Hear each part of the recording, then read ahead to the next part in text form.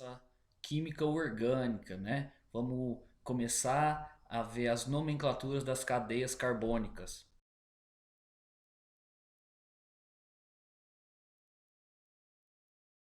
De todas as cadeias carbônicas se dá por prefixo, infixo e sufixo, de modo que o prefixo vai indicar para nós o número de carbonos que a cadeia orgânica principal tem.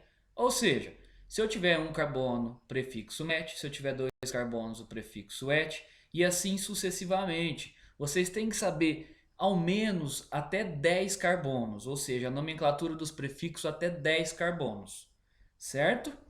O infixo é o tipo de ligação entre os átomos de carbono da minha cadeia principal. Se todos tiverem ligações simples, meu infixo será an. Se eu tiver uma dupla, en. Se eu tiver duas duplas, de en.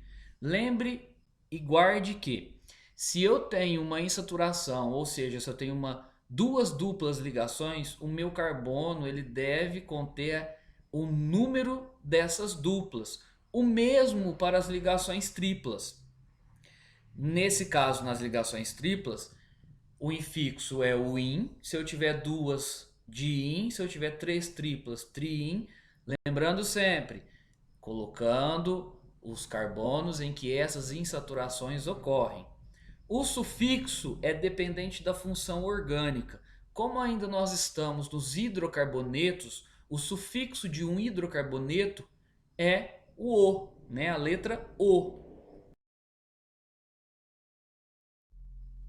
Bom, vamos a algumas regras para começar a nomenclatura das cadeias carbônicas. Primeira, determinação da cadeia principal. A cadeia principal sempre será aquela que tiver a maior quantidade de carbonos, seja ela em linha reta ou não. Segundo passo, reconhecer os grupos orgânicos, né? Nesse caso deste vídeo, nós somos apenas hidrocarbonetos, mas consequentemente virá outras funções orgânicas. Terceiro passo, numerar a cadeia principal de modo a obter a menor numeração possível. Aqui a gente deve prestar atenção e não confundir com o passo 1.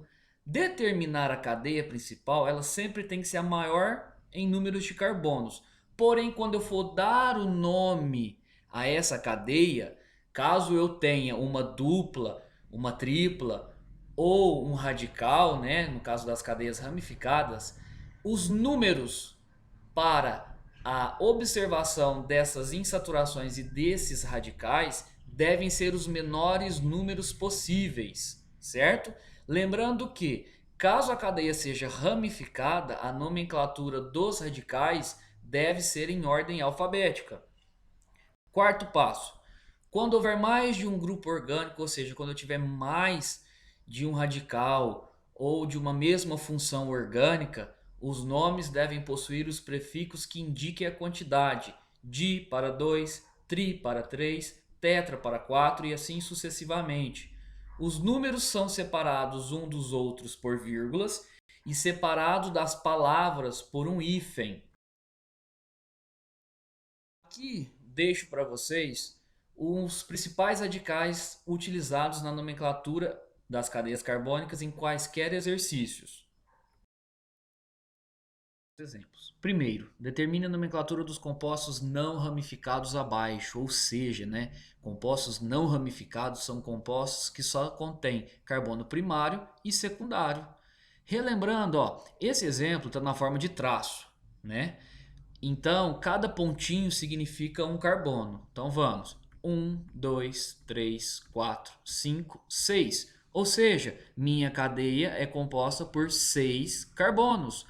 O prefixo de 6 é o X, que hoje, né, atualmente, pode vir com H ou sem H. As ligações entre esses carbonos são simples, ou seja, não tem dupla nem tripla, então o infixo deve ser AN. Como é hidrocarboneto, o sufixo deve ser o, ou seja, esse composto é o hexano.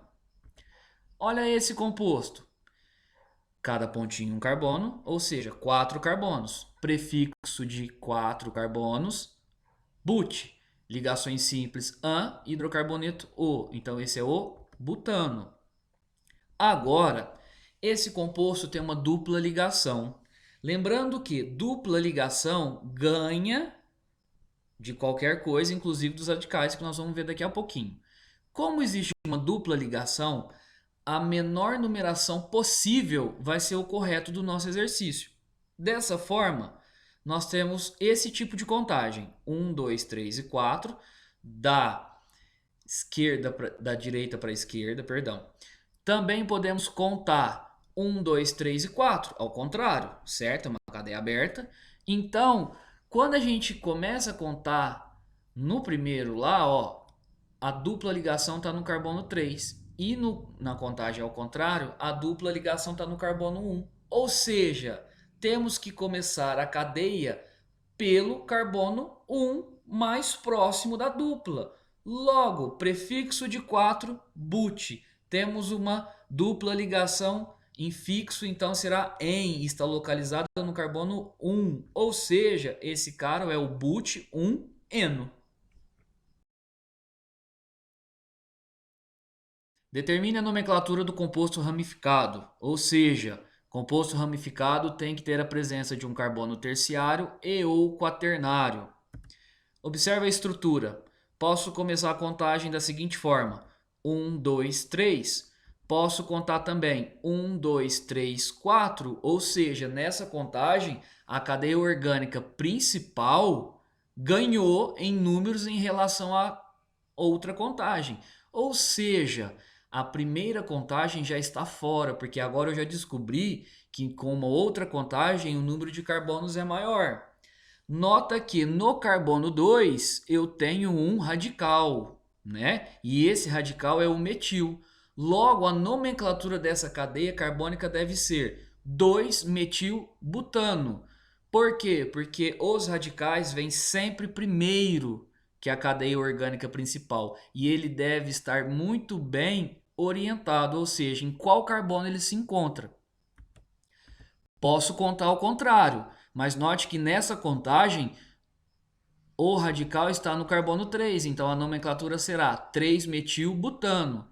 Posso ainda ter mais um tipo de contagem, 1, 2, 3, o 4 lá em cima, porém o radical também está no carbono 3, logo a nomenclatura também é a mesma. Lembra que eu falei que a nomenclatura deve ser a menor possível? Ou seja, a nomenclatura correta desse composto é o 2-metilbutano. Nomenclatura do composto insaturado e ramificado.